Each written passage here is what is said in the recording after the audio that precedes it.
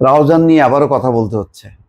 আসলে আমার একেবারেই অভক্তি এই বিষয় নিয়ে আলোচনা করতে। আপনাদের মনে আছে 5ই আগস্ট পট পরিবর্তনের পর থেকে রাউজান নিয়ে কতবার আমি কথা বলেছি, অনুনয় বিনয় করেছি যে আল্লাহর হস্তে রাউজান নিয়ে একটু শান্তি দেন।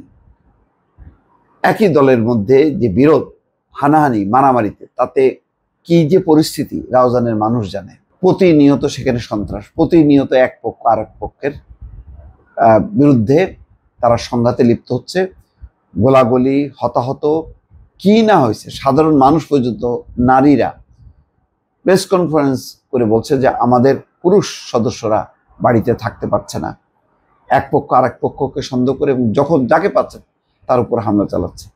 এবং এই বিরোধের কেন্দ্রে আছে গিয়াসউদ্দিন কাদের চৌধুরীর নেতৃত্বে একজন, আরেকজন আছে গোলাম আকবর খন্দকার।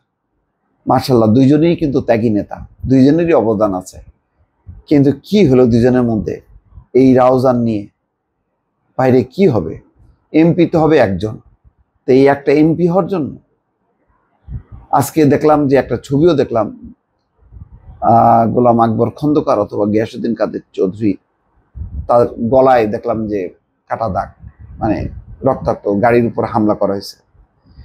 রাউজানে দুই পক্ষের মধ্যে বিকেলে সংঘর্ষের পর রাতে চট্টগ্রাম উত্তর জেলা বিএনপির আহ্বায়ক কমিটি বিলুপ্ত ঘোষণা করা হয়েছে। এর আগেও কিন্তু সাংগঠনিক ব্যবস্থা নেওয়া হয়েছিল, কাজ হয়নি। যাই হোক, মঙ্গলবার রাত 8টার দিকে কেন্দ্রীয় বিএনপির জ্যেষ্ঠ যুগ্ম মহাসচিব রুহুল কবির রিজভী সই করা এক চিঠিতে কমিটি বিলুপ্তের ঘোষণা দেওয়া হয়। জানতে চাইলে বিষয়টি প্রথম আলোকে নিশ্চিত করেন উত্তর জেলা বিএনপির বিলুপ্ত কমিটির যুগ্ম আহ্বায়ক বেলায়েত হোসেন। চিঠিতে বলা হয় চট্টগ্রাম উত্তর জেলা বিএনপির কমিটি বিলুপ্ত করা হয়েছে। আসলে এটা ছাড়া আর উপায়ও ছিল না দলের জন্য। শিগগিরই আহ্বায়ক কমিটি গঠন করা হবে।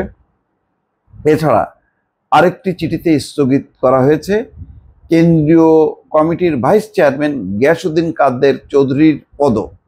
তাহলে গোলাম আকবর খন্দকার রাইট ট্র্যাকে আছে, গিয়াসউদ্দিন কাদের চৌধুরীর পদ বিলুপ্ত করা হয়েছে। তাহলে একজন শাস্তি পেল, আরেকজন মুক্তি পেল বা দণ্ড পাইল না।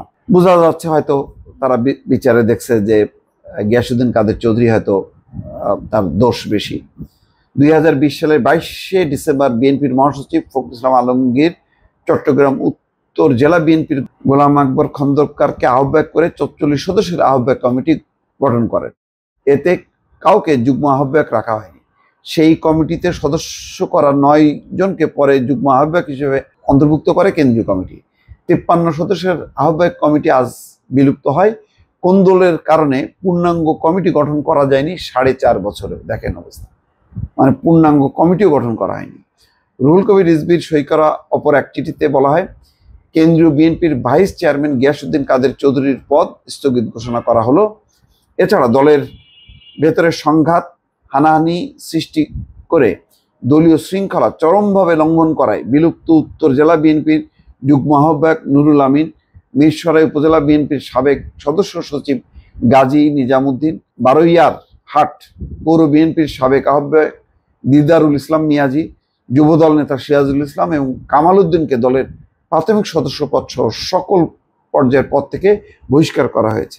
বিকেলে চট্টগ্রাম রাঙ্গামাটি সড়কের রাউজানে সত্তারহাট এলাকায় বিএনপির দুই পক্ষের মধ্যে সংঘর্ষের ঘটনায় অন্তত 20 জন আহত হয়।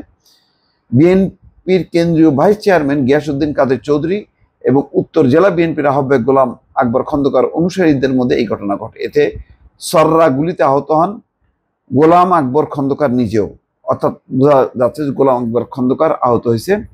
তিনি দাবি করেন তার গাড়ি বহরে হামলা করা হয়েছে। এটা গিয়াসউদ্দিন কাদের চৌধুরী যদি এই ঘটনার সাথে যুক্ত থাকেন, এটা খুবই অন্যায় হবে। এবং আসলে কার পক্ষে বলবো, কার বিপক্ষে বলবো বুঝতে পারছি না। কারণ দেখা যাচ্ছে তো এক পক্ষ আর এক পক্ষের বিরুদ্ধে গত 7-8 মাস 9 মাস ধরে অব্যাহতভাবে সংঘাতে জড়িয়ে আছে।